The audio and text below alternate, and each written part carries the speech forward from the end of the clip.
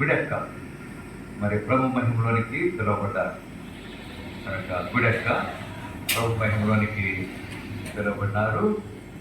అది ఎప్పుడనేది తెలీదు, భూస్థాపన అనేది ఎప్పుడనేది ఇంకా మనకు తెలియదు, తర్వాత తెలుస్తుంది. కనుక కుటుంబం ఆదరణ కొరకు మీ ప్రార్థనలో జ్ఞాపకం చేసి గుడెక్క హిమోదన్న బిసెస్ మరి ఆ మహిమలోనికి పిలువబడ్డారు. రెండవదిగా మరి ఎవరైనా రిజిస్టర్లో మీరు పేరు రాయకపోతే, మరి మీరు సంతకాలు చేయకపోతే, మరి మీరు చేయి చూపించినట్లయితే బుక్ మీ దగ్గరికి తీసుకొస్తారు. సాల్మన్ జంక్షన్ సాల్మన్ బుక్ తీసుకొస్తారు. అది మీరు వాటి సంతకం చేయాలని సంఘ కాపులు దేవుని సేవకులు ఇంకా ఎవరైనా మరి చేయి పైకి ఎత్తితే మీ దగ్గరకు రిజిస్టర్ తీసుకొస్తారు. మీరు వాటిలో మీ పేరు రాయచ్చు.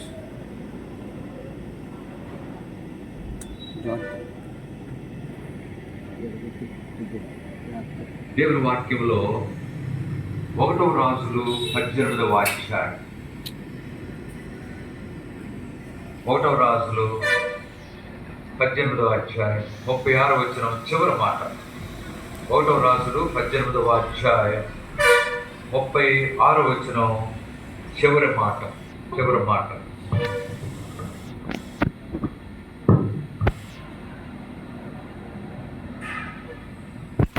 1వ రాజులు 18వ అధ్యాయం 36వ వచనం చివరి మాట. నేను నీ సేవకుడినై ఉన్నాననియు, నేను నీ సేవకుడినై ఉన్నాననియు. దేవుడు చదివిన ఈ మాటలు దీవించి ఈ మధ్యాహ్న సమయంలో మనందరితో తన వాక్యం ద్వారా మాట్లాడడం కాక. ఈ మాట మన పితరుడైన ఏలియా పలికిన మాట. కనుక ఈరోజు సాయంకాలం మధ్యాహ్నం ఏలియాను గురించిన ధ్యానము మనం కలిగి ఉన్నాం. ఎందుకంటే మోషే, ఏలియా వీళ్ళిద్దరూ కూడా హోరేబు కణములో ఉన్న సంగతి మనకు తెలుసు. ఉదయకాలం చూసాం మోషేను గురించి 3వ అధ్యాయం 1వ వచనం, హోరేబు దేవుని పర్వతమైన హోరేబుకు వచ్చినాడు. అలాగే ఏలియా కూడా 1వ రాజులు 19వ అధ్యాయం 8వ వచనంలో చదివితే దేవుని పర్వతమైన హోరేబుకు ఏలియా వచ్చిన వాడు ఉంటున్నాడు. కనుక ఇద్దరు మోషే, ఏలియాలో వారిద్దరూ హోరేబు యొక్క అనుభవం వారు కలిగిన వారు. హోరేబు యొక్క అనుభవమే వారు చాలా గొప్ప గొప్ప కార్యాల్లో పాల్పొందడానికి కారణమైనదిగా ఉంటుంది. మనందరికీ తెలుసు, యేసు ప్రభు వారు కొండ మీద రూపాంతరం పొందడానికి వెళ్ళినప్పుడు మరి ఇద్దరు ప్రత్యక్షమైన యేసు ప్రభుతో ఇరుప్రక్కలు ఉన్నారు. ఎవరా ఇద్దరంటే మోషే, ఏలియా. అందుకనే ఈ దృశ్యాన్ని పేతురు చూసి ఆనందపరవశుడై ప్రభుతో మాట్లాడినాడు. ఏమన్నాడంటే, మనం ఇక్కడ ఉండటం మంచిది, మనం ఇక్కడ ఉంటే నీకొకటి, మోషేకి ఒకటి, ఏలియాకు ఒకటి 3 పర్ణశాలలు నేను కడతాను, మేము కడతామని చెప్పి మరి ప్రభుతో సెలవిచ్చాను. వెంటనే మరి ఒక మేఘం వారిని కమ్మి ఒక స్వరం విన్నారు దేవుని దగ్గర నుంచి, తండ్రి దగ్గర నుంచి. ఈయన నా ప్రియ కుమారుడు, ఈయన మాట వినుడని పైనుండి తండ్రి దగ్గర నుంచి స్వరము వారికి వచ్చిందిగా ఉంటాం. అలాగున భవిష్యత్తులో 7 ఏళ్ల శ్రమల కాలంలో మరి ఇద్దరు మరి రాబోతున్నారు, మోషే, ఏలియా. అలాగున మోషే, ఏలియాలు సామాన్యమైన వ్యక్తులు కాదు. వారి జీవితాలు చాలా గొప్పవి. ఈనాడు దేవుని సేవకులమైన మనము వారి జీవితాలను మాదిరిగా పెట్టుకొని సేవా జీవితంలో ముందుకు సాగిపోవాలనేది ప్రభుత్వ హెచ్చరిక. అలాగే మోషే మరి ఆయన నా సేవకుడు అని మనం ఉదయకాలం ధ్యానం చేస్తూ వచ్చాం. ఇప్పుడు ఏలియా గురించి నేను నీ సేవకుడను, ఏలియా కూడా దేవుని సేవకుడు అనే విషయాన్ని మనము ధ్యానం చేద్దాం. దేవుని సేవకుడుగా మొదటి ఉదయకాలం మోషేని గురించి 7 సంగతులు మనం ధ్యానం చేస్తూ వచ్చాం. మొదటిగా నిర్గమాకాండం 34వ అధ్యాయం 34వ వచనంలో మోషే ముసుగు తీసివేసిన, ముసుగు లేకుండా దేవుని యొక్క ముఖాన్ని ఆయన చూచిన వాడు ఉంటున్నాడు. రెండవదిగా నిర్గమాకాండం 34వ అధ్యాయం 4వ వచనంలో మోషే కందలకలను లేచి సీనాయి కొండ ఎక్కి దేవుని సన్నిధికి వెళ్ళినాడు. అది రెండవది, కందలకలని లేచి. మూడవదిగా నిర్గమాకాండ 34వ అధ్యాయం 32వ వచనంలో చూశాం. దేవుడు తనతో ఆజ్ఞాపించిన యావత్తు ప్రజలకు మోషే తెలియజేసిన వాడు ఉంటున్నాడు అనే విషయాన్ని మనం మూడవదిగా చూశాం. నాలుగవదిగా హెబ్రీయులకు రాసిన పత్రిక 11వ అధ్యాయం 27వ వచనంలో చూశాం. హెబ్రీయులకు రాసిన పత్రిక 11వ అధ్యాయం 27వ వచనంలో మోషే స్థిరబుద్ధి గలవాడై. స్థిరబుద్ధి అనేది మోషేలో ఉన్న శ్రేష్టమైన లక్షణంగా ఉంటుంది. అది 4వ లక్షణం. ఐదవదిగా మరి సంఖ్యాకాండం 12వ అధ్యాయం 3వ వచనం 7వ వచనం చూశాం. మోషేని గురించి తండ్రి దేవుడు ఎరుగును మోషేని ఎరుగును, భూమి మీద ఉన్న వారందరిలో మిక్కిలి సాత్వికుడు, మోషే నా ఇల్లంతటిలో నమ్మకమైన వాడు అనే విషయాన్ని, దేవుడు మోషేను ఎరుగును అనే విషయాన్ని మనం చూసాం. ఆరవదిగా ద్వితీయోపదేశకాండం 34వ అధ్యాయం 12వ వచనంలో చూసాం. ద్వితీయోపదేశకాండం 34వ అధ్యాయం 12వ వచనంలో యెహోవాను ముఖాముఖిగా ఎరిగిన మోషే అనగా దేవుడిని ఎరిగిన మోషేని గురించి మనం ధ్యానం చేస్తూ వచ్చాం. ఏడవదిగా నిర్గమాకాండం 34వ అధ్యాయం 28వ వచనం చూసాం. 40 దినాలు మోషే భోజనం లేకుండా నీళ్లు త్రాగకుండా దేవుడితో కొండ మీద, సీనాయి కొండ మీద గడిపిన అనుభవాన్ని మనం చూసాము. పని విషయంలో ఎంతో ఆశ కలిగిన వాడు. దేవుడి పని విషయంలో పని పూర్తయ్యే వరకు ఆయన ఊరుకోడు అనే విషయాన్ని మనము ధ్యానం చేస్తూ వచ్చాం. ఇప్పుడు ఏలియా గురించి చదువుకున్నాం. ఏలియాలో ఉన్న 7 సంగతులు మనము జ్ఞాపకం చేసుకుందాం. ఏలియా గొప్ప సేవకుడు, గొప్ప వ్యక్తి.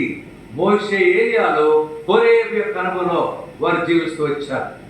మరి ఏలియాలో ఉన్న 7 లక్షణాలని మనం జ్ఞాపకం చేసుకుందాం. ఆ లక్షణాల యొక్క అనుభవమే ఈనాడు దేవుని సేవకులుగా, బాధ్యత కలిగిన సహోదరులుగా మనం కలిగిన వారమై ఆ రీతిగా రాబోయే సంవత్సర కాలంలో మనం సాగిపోవాలనేది దేవుడిచ్చే హెచ్చరిక. చూడండి, మొదటిగా ఏలియా దేవుని సేవకుడిగా అతనిలో ఉన్న లక్షణం ఏంటో లూకాసు వార్త 1వ అధ్యాయం 17వ వచనం చివరిలో ఉంటుంది. చూడండి, 17వ వచనం, ప్రజలను సిద్ధపరచుటకై లూకాసు వార్త 1వ అధ్యాయం 17వ వచనం చివరిలో, ప్రజలను సిద్ధపరచుటకై ఏలియా యొక్క ఆత్మయు శక్తియు గలవాడై. కనుక ఏలియా మరి యోహాను గురించి రాస్తూ యోహాను పుట్టినప్పుడు ఏ ఆత్మ ఏ శక్తి కలిగి ఉంటాడంటే ఏలియా యొక్క ఆత్మ, ఏలియా యొక్క శక్తి యోహాను కలిగి ఉంటాడని ఇక్కడ చెప్పబడిందిగా ఉంటాం. కనుక ఏలియా ఆత్మ శక్తి ఆయనలో కలిగిన వాడు పుట్టినాడు. ఆత్మశక్తి కనుక ఎల్లప్పుడూ ఆత్మశక్తితో ఆయన బలమైన కార్యములు ఏలియా జరిగించిన వాడు ఉంటున్నాడు. సేవా జీవితంలో ఆత్మశక్తి అనేది ఈ దినాల్లో ఎంతో అవసరంగా వస్తుంది. బయట పబ్లిక్లో మన గురించి మరి విమర్శ ఏంటంటే, భక్త్ సింగ్ గారు సహవాసం గురించి విమర్శ ఏంటంటే, సహవాసంలో ఏం లేదని చెప్పుకుంటారు. బయట ఆత్మ లేడు, ఆత్మశక్తి వారికి లేదు అని చెప్పి అనేక రీతిగా ప్రచారాలు చేసేవారు ఉన్నారు. నిజంగా భక్తి గారి సహవాసంలో ఆత్మశక్తి లేకపోతే మరి ఇన్ని బలమైన కార్యాలు మరి ప్రపంచంలో ఎలాగ జరుగుతాయి? మరి ఆత్మశక్తి అంటే ఎగటమా, లేకపోతే గంతులు వేయటమా, చప్పట్లు కొడటమా, హల్లెలూయా అని కేకలు వేయటమా? అది కాదు. మన పరిచర్య చాలా ప్రశాంతంగా, చక్కగా, వాక్యానుసారంగా మనం పరిచర్య చేసేవాళ్ళం ఉంటాం. ఎన్నో కనుక అలాంటి పరిస్థితి మన జీవితాల్లో ఎల్లప్పుడూ ఆత్మశక్తి బలమైన రీతిగా మనం కలిగి, అలాగున ఆత్మశక్తి కలిగిన వారు సాక్ష్య జీవితంలో జీవించేవారు ఉంటారు. మనందరికీ తెలుసు అపొస్తలుల కార్యం 1వ అధ్యాయం 8వ వచనం. అపొస్తలుల కార్యం 1:8 ఆయనను పరిశుద్ధాత్మ మీ మీదకి వచ్చినప్పుడు మీరు శక్తి నొందుతారు కనుక యెరూషలేములోను, యూదయ, సమరయ చివరికి ఎక్కడి వరకు సాక్షులు ఉంటారని రాయబడిందంటే బోధిగంతముల వరకు, బోధిగంతముల వరకు సాక్షులుగా ఉండే అనుభవం మనం కలిగిన వారు ఉంటున్నాము. కనుక ఆత్మశక్తి సాక్ష్య జీవితం కలిగి ఉండడానికి అది ఎంతో సహాయపడేదిగా ఉంటుంది. కనుక దేవుని సేవకులుగా, బాధ్యత కలిగి సహోదరులుగా ఆత్మశక్తి కలిగి మనము పరిచర్య జరిగించేవారు ఉండాలి. అలాగే సంఘాలు క్షేమాభివృద్ధి పొందిన కొరకై ఆత్మశక్తితో మనము ప్రార్థన పూర్వకంగా ఏరియా వలె పరిచర్యను జరిగించే అనుభవం మనం కలిగిన వారు ఉండాలి. ఇది మొదటి అనుభవంగా ఉంటుంది. ఏలియాలో ఉన్న మొదటి అనుభవం ఆత్మశక్తి. రెండవదిగా 1 రాజులు 17వ అధ్యాయం 1వ వచనం, 18వ అధ్యాయం 16వ వచనంలో ఈ రెండు వాక్యాల్లో ఏలియా ఒక చక్కటి మాట అంటున్నాడు. 1 రాజులు 17వ అధ్యాయం 1వ వచనం, ఏలియా ఆహాబు నద్దకు వచ్చి, ఎవరి సన్నిధిని నేను నిలవబడి ఉన్నానో, ఎవరి సన్నిధిని నేను నిలవబడి ఉన్నానో. కనుక ఏలియా దేవుని సన్నిధిలో నిలిచినవాడు. 18వ అధ్యాయం 16వ వచనంలో కూడా చూడండి. 18వ అధ్యాయం 16వ వచనంలో 16వ వచనం, అంతటా ఓబద్య ఆహాబును ఎదుర్కొనిపోయి ఆ వర్తమానం తెలిసి ఏలియాను కలుసుకుంటకాయి మరి ఆహాబు బయలుదేరను. తర్వాత మరి చూస్తే 15వ వచనంలో ఏలియా ఎవరి సన్నిధిని నేను నిలబడి ఉన్నాను, ఎవరి సన్నిధిని నేను నిలబడి ఉన్నాను. కనుక ఏలియా దేవుని సన్నిధిలో నిలవబడిన వ్యక్తి. దేవుని సన్నిధి ఏలియా యొక్క జీవితంలో చాలా ప్రాముఖ్యమైన అనుభవంగా ఉంటుంది. ఏలియా ఎవరు చూసి నేర్చుకున్నాడు చెప్పండి? సేవకులుగా ఒక ప్రశ్న క్విజ్ అనుకోండి. ఏలియా దేవుని యొక్క సన్నిధి కలిగి ఉండడానికి ఎవరిని చూసి ఏలియా నేర్చుకున్నాడు? మోషే. మనందరికీ తెలుసు మోషే నిర్గమాకాండం 33వ అధ్యాయం 15వ వచనంలో, నిర్గమాకాండం 33వ అధ్యాయం 15వ వచనంలో మోషే అంటాడు దేవునితో, నీ సన్నిధి రాని ఎడల మమ్మల్ని ఇక్కడి నుండి తీసుకుని వెళ్ళదు. నీ సన్నిధి రాని ఎడల, అందుకని నా సన్నిధి నీకు తోడుగా వచ్చును అని దేవుడు మోషేతో సెలవిచ్చాడు. మోషేను చూసి ఏలియా కూడా దేవుని యొక్క సన్నిధి ఆయన కలిగిన వాడు ఉంటున్నాడు. ఇతనాడు దేవుని సన్నిధి మనకెంతో అవసరం. దేవుని యొక్క సన్నిధిలో సంపూర్ణ సంతోషం ఉన్నది. దేవుని యొక్క సన్నిధిలో ఎల్లప్పుడూ మనము ఏలియా ఎక్కువగా ప్రార్థనా జీవితం యొక్క అనుభవం కలిగిన వాడు. దేవాని సన్నిధిలో నిలిచి దీనులమై మొరపెట్టుచున్నాము, దీనులమై మొరపెట్టుచున్నాము. దేవా నీ సన్నిధిలో నిలిచి దీనులమై మొరపెట్టుచున్నాము, దీనులమై మొరపెట్టుచున్నాము. కలిగినాడు దేవుని సేవకులముగా మన జీవితంలో దేవుని యొక్క సన్నిధి ఎల్లప్పుడూ అనుభవిస్తూ ఆ రీతిగా మనం సేవ జరిగించే వరకు ఉండాలి అనేది శ్రేష్టమైన హెచ్చరిక. మొదటిది, ఏలియా ఆత్మశక్తి ఆయన కలిగి బలమైన సేవకుడిగా బలమైన పరిచర్య ఆయన ద్వారా జరిగిందిగా ఉంటుంది.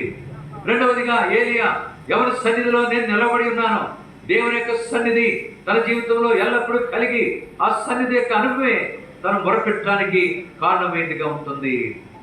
ఇది రెండవ అనుభవంగా ఉంటుంది. మూడవదిగా, ఏలియాను గురించి ఒక చక్కటి మాట బైబిల్లో వ్రాయబడింది. యాకోబు పత్రిక 5వ అధ్యాయం 17వ వచనం.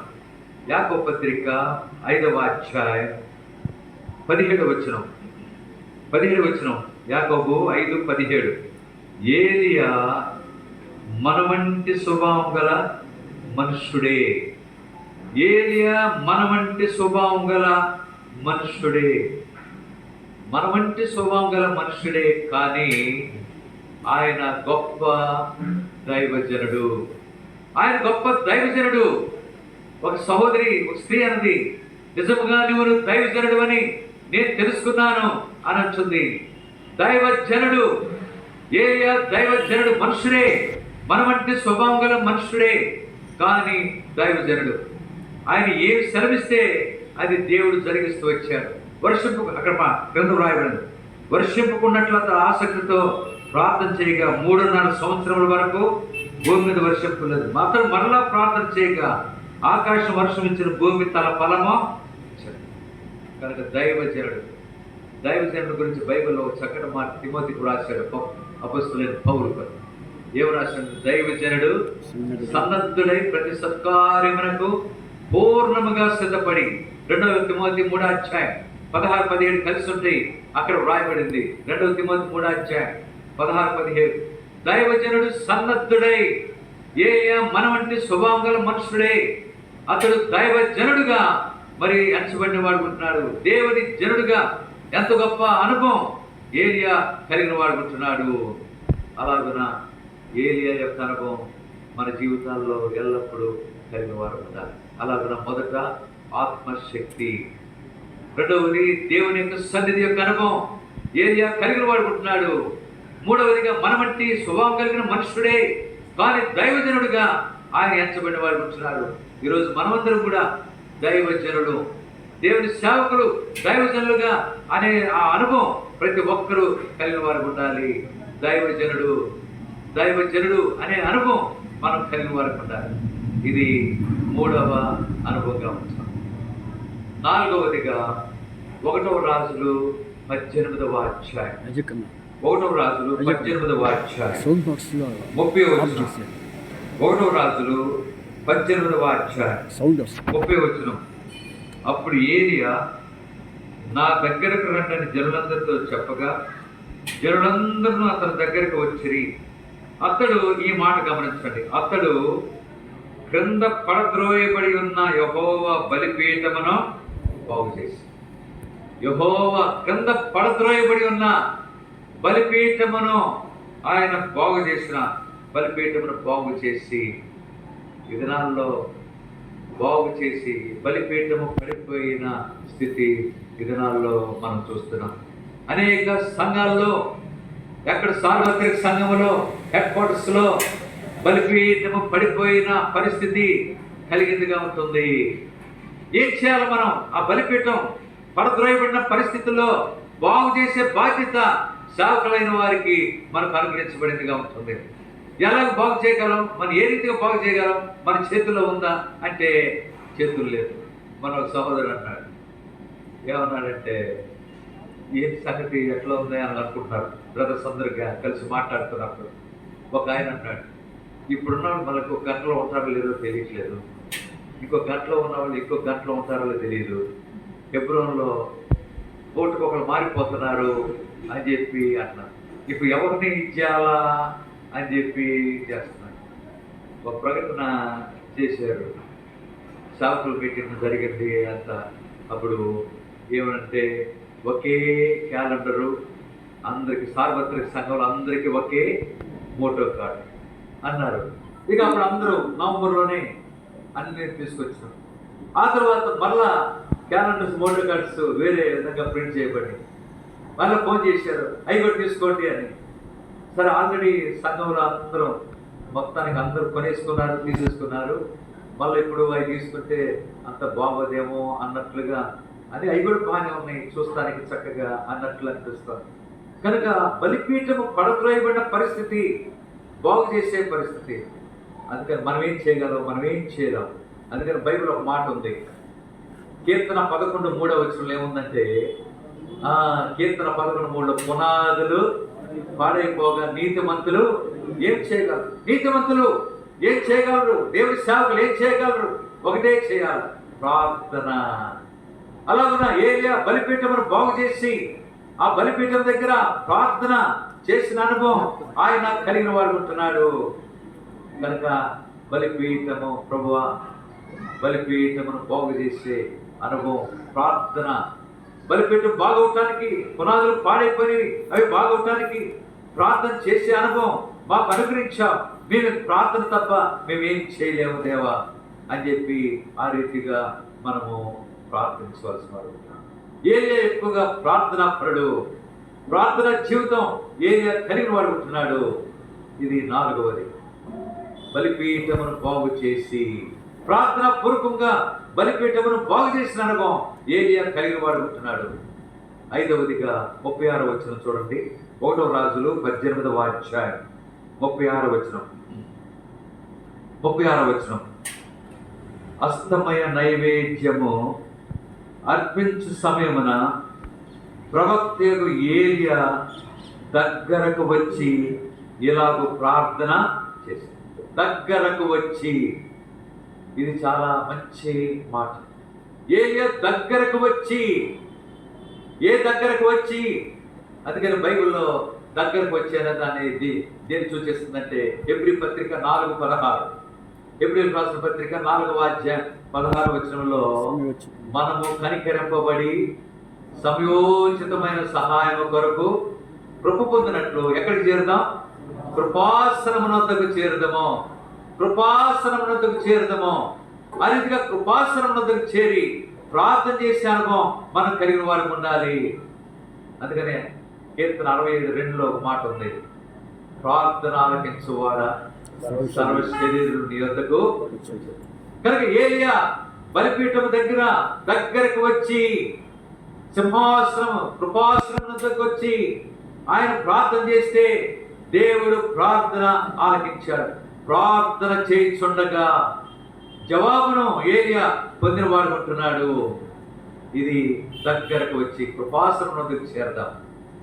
ఈ మధ్యాహ్నం కృపాసనం వద్దకు చేరి, ప్రభువా అనేక పరిస్థితులు తారుమారుగా ఉన్నాయి, భిన్నంగా ఉన్నాయి, మీరు అక్కడ సమీపించిన దినాలు, మీరు ఎప్పుడు వస్తారో తెలియదు, పరిస్థితులు చక్కబడకుండా అసమాధానకరమైన పరిస్థితుల్లో ఏ రీతిగా ప్రభువా నీ సన్నిధికి చేరగలం. కనుక ప్రార్థిస్తున్నాం, దేవా పరిస్థితులన్నీ మార్చము, చక్కపరచము, ఒక చక్కటి ఆధ్యాత్మిక సమాధానంతో కూడిన పరిస్థితులు మాకు దయచేయి అని చెప్పి మనం ప్రార్థన చేయవలసిన వారు ఉంటున్నాం. ఏరియాలు ఎక్కువగా ప్రార్థన అనుభవమే మనం ధ్యానం చేస్తున్నాం. ఇది 5వ అనుభవంగా ఉంటుంది. 6వదిగా చూడండి. 1 రాజులు 17వ అధ్యాయం 13వ వచనం. 1 రాజులు 17వ అధ్యాయం 13వ వచనం. అప్పుడు ఏలియా ఆమెతో ఇట్లనెను, భయపడవద్దు, పోయి నీవు చెప్పినట్లు చేయము. అయితే అందులో నాకొక చిన్న అప్పము మొదట చేసి నా యొద్దకు తీసుకొని రమ్ము, తరువాత నీకును నీ బిడ్డకును అప్పములు చేసుకునము. చూడండి ఎంత చక్కటి మాట. మరి మొదట ఏమన్నాడు? అందులో నాకు ఒక చిన్న అప్పము మొదట చేసి, ఎవరు ఏమైనా సీదోను పట్టణ సంబంధమైన 8వ వచనం, సారెప తన ఊరికి వచ్చిపోయి అచ్చట ఉండము, నిన్ను పోషించుటకు అచ్చటున్న ఒక విధవరాలకి నేను సారేపతిలో ఉన్న విధవరాలు, ఆ విధవరాలు అప్పము మొదట చేసి నా ఎదురు తీసుకుని రమ్ము, తర్వాత నీకును నీ బిడ్డకును అప్పములు చేసుకున్నాను. అంటే దీన్ని బట్టి ఆ సారేపతి విధవరాలకు ఏరియా ఏమి నేర్పుతున్నాడు? క్రమము. ఇది చాలా అవసరం. సంఘాల్లో దేవుని ప్రజలకు క్రమము నేర్పించే బాధ్యత మనకు అనుగ్రహించబడిందిగా ఉంటాం. కనుక ప్రతి సంఘంలో దైవ క్రమము అనుసరించే పరిస్థితులు కలిగిన వారు ఉండాలి. ఇది ఎంతైనా అవసరం, దైవ క్రమం. అలాగున మరి క్రమాన్ని మనం మరి మందిరానికి వచ్చే విషయంలోనేమి, నియామక కూటాలకు వచ్చే విషయంలోనేమి, అలాగే సువార్త విషయంలోనేమి, కార్యంలో పాల్పొందే విషయంలోనేమి, వారు విశ్వాసులు పరిచర్య చేసే విషయంలోనేమి, మందిర సంబంధమైన పనులు పాల్పొందే విషయంలోనే అన్నీ కూడా. అంతేకాదు ఇంకా 4 అనుభవాలు క్రమం నేర్పించాలి. ఏ క్రమం? అపొస్తలుల బోధ, సహవాసము, రొట్టె విరుచుట, ప్రార్థన చేయుట, ఎడతెగక అనే అనుభవం కొనసాగు కొరకాయి వారికి క్రమం నేర్పించే అనుభవం మనం కలిగిన వారు ఉండాలి. దైవజనుడు భక్సింగ్ గారు నేర్పించిన క్రమము, ఆ క్రమంలో నేటి వరకు కొనసాగేదనక దేవుడు మనకు అనుగ్రహించాడు. ఓ సహోదరుడు పోయిన ఆదివారం, అంతకుముందు ఆదివారం నా దగ్గరకు వచ్చి మాట్లాడుతూ ఆయన వేరే సంఘానికి వెళ్తారు. ఆ రోజు మందిరానికి వచ్చినాడు, కరిమేలకు వచ్చినాడు. వచ్చి మాట్లాడుతూ, ఏమండి నిజంగా ఈ సంఘం ఈ సహవాసంలో చాలా క్రమం ఉంది అన్నాడు. ఏంటి క్రమం అంటే ఆయన ఏది చెప్పుకుంటూ వస్తూ ఇంకొక క్రమం ఏం చెప్తున్నారంటే, మీకు ప్రతి ఆదివారం ప్రభు బల్ల ఉంటుంది. అన్ని సంఘాలు అట్లా ఉండదు, నెలకు ఒకసారి లేకపోతే ఇంకా 2 నెలలకో ఎప్పుడు పండుగలప్పుడు ఇస్తుంటారు. అయితే మీ క్రమం మరి చక్కగా ప్రతి ఆదివారం మరి క్రమం ఆదివారం ప్రభు బల్ల మీరు ఇచ్చేవారు ఉంటారు అని చెప్పి ఆ సహోదరుడు చెప్తా ఉన్నాడు. నిజమే, దైవజనుడు భక్సింగ్ గారు నేర్పించిన క్రమం యొక్క అనుభవంలో ప్రతి ఆదివారం మరి ప్రభు యొక్క బల్ల మనకు కలిగిన అనుభవం కలిగి ఉంటున్నాం. అలాగా ప్రతి ఒక్కరూ ప్రభు యొక్క బలలో పాల్పొందేట మనకు ఆయన నేర్పించిన క్రమంలో అపోస్తలుల బోధ, సహవాసము, రొట్టె విడిచిన, ప్రార్థన చేత అనే క్రమమును మరి ప్రతి ఒక్కరికి ఎడతెగని క్రమం నేర్పించేవారు ఉండాలి అనేది ప్రభు ఇచ్చే ఖచ్చితంగా. అలాగున ఆ సారెపత్ అనే ఊరిలో ఉన్న ఆ స్త్రీకి ఏలియా క్రమము నేర్పించి మొదట. అందుకనే మరి చాలామంది ఏదైనా వారికి మీరు గమనిస్తాను కదా, ఏదైనా వాళ్ళ ఇంట్లో ఏదైనా చేసుకున్నా కానీ లేకపోతే మొదటి వస్తే దేవుని మందిరానికి తీసుకొస్తారు. కొంతమందికి ఆ దర్శనం ఉంది, కొంతమంది ఎగరగొట్టే వాళ్ళు ఉంటారు అనుకోండి అట్లా. కానీ కొంతమందికి ఆ దర్శనం ఉంది. దేవుని సేవకులు వారికి ఇవ్వాల. మొదట మరి ఒక ఆమె ఉండేది, కాయల కాంతమ్మ గారు అని, ఆమె పండ్ల వ్యాపారం. ఆమె ఏం చేసేదంటే పండ్లు మొట్టమొదట అది ఏదైనా మామిడికాయలు కానీ, సీతాఫలాలు కానీ, యాపిల్స్ కానీ శ్రేష్టమైన మంచి మంచి మంచి చాలా ఖరీదైనవి తీసుకొచ్చి మందిరానికి మొదటి ఇచ్చాడు. ఆమె చెప్పేది, నేను మొట్టమొదట దేవుని దాసునికి దేవుని మందిరానికి ఇవి తీసుకొస్తున్నాను, ఆ తర్వాత మా వ్యాపారం అని చెప్పి ఆమె చెప్తుంది. అలాగే ఆ దర్శనం అనేకులు కలిగిన వారు ఉన్నారు. ఇంకా కొంతమందికి ఆ దర్శనం లేకుండా మన పైన అంటారు, ఒక దేవుని సేవకుడు అంటారు, పలానోడు ఉన్నారు కానీ అసలు దైవ క్రమమే తెలియదంటే వాళ్ళకి దశంపాలు కూడా వేరు అన్నట్లుగా మాట్లాడుతున్నారు దేవుని సేవకుడు. వాళ్ళు ఎవరెవరికో ఇస్తుంటారు. ఒక ఆయన అంటున్నాడు, నా దగ్గర దశభాగం పెట్టుకుంటానండి, వచ్చిన సేవకులకి ముఖ్యమైన వాళ్ళందరికీ తలాకు వచ్చి ఇస్తా ఉంటాను అంటున్నాడు. వెంటనే ఇంకో సోదరుడు అన్నాడు, అట్లా కాదు, అది దేవుని మందిరంలో దేవునికి అర్పించాలి, ఇవ్వాలి అని చెప్పి ఆ క్రమాన్ని నేర్పించిన అనుభవం ఆయన కలిగి పడుతున్నాడు. అలాగే ఏలియా క్రమమును నేర్పించిన అనుభవం మనకు వస్తున్నాం. ఇది 6వ అనుభవం. 7వదిగా చూడండి, చివరగా 1వ రాజులు 19వ అధ్యాయం 13-14 వచ్చినారు. 1వ రాజులు 19వ అధ్యాయం 13-14 వచ్చినారు. ఏలియా దాన్ని విని తన దుప్పటితో ముఖము కప్పుకొని బయలుదేరి గుహవాగిట నిలిచాను. అంతలో ఏలియా ఎచ్చట నీవేమి చేయించున్నావని ఒకడు పలికిన మాట అతనికి వినబడిన. అందుకు అతడు, ఇశ్రాయేలు వారు నీ నిబంధనను త్రోసివేసి నీ బలిపీఠములను పడగొట్టి నీ ప్రవక్తలను కంఠం చేత హతం చేసిరి. సైన్యములకు అధిపతికు దేవునకు యెహోవా కొరకు మహారోషము గలవాడనే నేను ఒకడు మాత్రమే మిగిలి ఉండగా, మహారోషము కలిగిన వాడు కనుక ఏలియా మహారోషము కలిగిన వాడు. అందుకని 1 కొరింథీ 16వ అధ్యాయం 13వ వచనంలో ఏం రాయబడిందంటే, మెలకువగా ఉండడి, విశ్వాసమందు నిలకడగా ఉండడి, 3వది బలవంతులై ఉండడి, 4వది పౌరుషం గలవారై ఉండడి, పౌరుషం గలవారై ఉండడి. కనుక రోషము, ఏలియా మహారోషం కలిగిన వాడు, దేవుని కొరకాయి రోషం కలిగిన అనుభవం. ఈ దినాల్లో దేవుని ప్రజల విషయమై మనం రోషం కలిగి ఉందాం. అనేక దేవుని కార్యాల విషయమై ఏలియా వలె రోషం కలిగి మనం జీవించవలసిన వారు ఉంటున్నాం, కార్యం చేయవలసిన వారు ఉంటున్నాం. అందుకనే ఒక స్త్రీ, ఒక సహోదరి మంచి రోషం. ఏం రోషం అంటే, మొర్దెకై చెప్పిన మాటలకు ఆమెకు రోషం వచ్చింది. ఆ రోషంతో 4:16 ఒక మాట ఉంది. ఎస్తేరు గ్రంథం 4వ అధ్యాయం 16వ వచనంలో చివరిలో అంటుంది, ఏమంటుంది, నేను నశించను, నేను నశించేదను. ఆ తర్వాత 3 రోషం కలిగిన వారు ఉన్నారు. ఏం రోషం అది? ఏమన్నారు వాళ్ళు? రాజా, నీకు ప్రత్యుత్తరం ఇవ్వాలన్న చింత మాకు లేదు. ఏంటి ఇంకొక మాట, మా దేవుడు మమ్మల్ని రక్షించుటకు సమర్థుడు. ఒకవేళ ఆయన రక్షింపపోయినా సరే మేము ఆ ప్రతిమకు నమస్కారమా రోషమా. శద్రక్ మేషక్ అబేద్నెగోలు వారు కూడా రోషం కలిగిన అనుభవంలో వారు జీవిస్తూ ఉన్నారు. ఏలియా మహా రోషము కలిగి కార్యములు చేసిన వాడు ఉన్నాడు. అలాగున్న దేవుని సేవలో రోషము కలిగి పౌరుషము గల వారమై దేవుని కార్యములు మనం చేసేవారం ఉండాలి అనే హెచ్చరిక మనకు కనిపించబడింది. అలాగున మన జీవితంలో ఏలియా అనుభవాలను జ్ఞాపకం చేస్తుంది. మొదటిది లోక 1:17 ఆయన ఆత్మ శక్తి కలిగిన వాడు ఏలియా. రెండవదిగా 1 రాజులు 17వ అధ్యాయం 1వ వచనం 18వ అధ్యాయం 5వ వచనంలో చూశాం. ఎవరి సన్నిధిలో నేను నిలబడి ఉన్నాను. దేవుని సన్నిధిలో నిలబడిన వ్యక్తి మరి ఏలియా దేవునికి ప్రార్థన చేసిన అనుభవం ఆయన కలిగిన వాడుకుంటున్నాడు.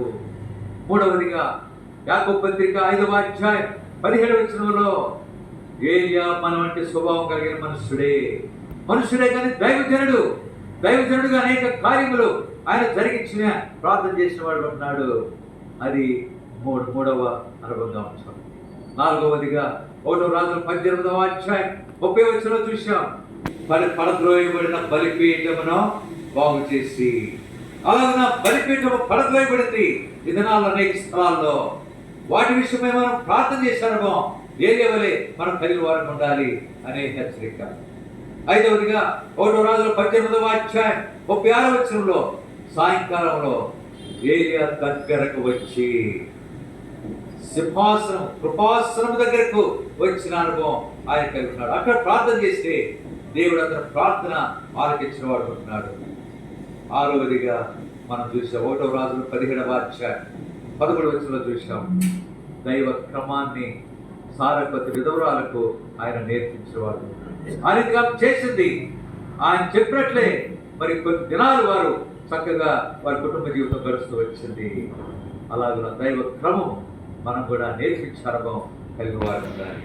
7వదిగా 1 రాజుల 19వ అధ్యాయం 14వ వచనంలో మహారోషం కలిగిన ఏలియా ఆయన గురించి మనం ధ్యానం చేస్తాం. అలాగే మనం కూడా దేవుని సేవలో అలాగే సేవకులుగా బాధ్యత కలిగిన సహోదరులుగా రోషము కలిగి ప్రభు పని మనం చేసేవారు ఉండాలి. లోకంలో మరి లోకస్తులు మహారోషము కలిగి వారి కార్యాలు చేస్తున్నారు. అలాగే మనకి ఇంకా వాళ్ళు నిజదేవుడు ఎరగరు వాళ్ళు. అయితే మనం నిజదేవుడు ఎరిగిన వారం మనం ఎంత రోషం కలిగి కార్యాలు చేసావు. సువార్త చేయుట, పరిచయం చేయుట, కార్యాలు జరిగించుట, ఇవన్నీ కూడా రోషంతో మనం చేయవలసిన వారు ఉంటున్నాం. ఆ రీతిగా మరి ఏలియా వంటి అనుభవం మనకు అనుగ్రహించబడి అలాగ ప్రార్థించడానికి ప్రభువే మనకు సహాయమా. అలాగన మరి పొరేబే కనుమలో ఉన్న 2 వ్యక్తులను చూశాం. ఉదయకాలం మోషేను చూశాం. ఈ మధ్యాహ్న సమయంలో ఏలియాను చూశాం. ఆ 2 ఎంతో శ్రేష్టమైన మాదిరికరమైన లక్షణాలు దేవుని సేవకులు. మోషే గురించి దేవుడు అన్నాడు, నా సేవకుడైన మోషే. ఏలియా అంటాడు, నేను నీ సేవకుడై ఉన్నాను. అలాగే మోషే ఏలియా కూడా దేవుని సేవకుడిగా వారు కొనసాగుతూ వచ్చారు. అలాంటి ఆధ్యాత్మిక అనుభవంలో మనం కొనసాగినట్లు రాబోయే దినాల్లో రాబోయే సంవత్సరంలో 2025 సంవత్సరంలో ప్రవేశించి చక్కటి అనుభవంలో మోషే ఏలియా లాంటి ఆధ్యాత్మిక అనుభవంలో మనం కొనసాగినట్లు ప్రభువే మనకు సహాయమో చేయగలరు.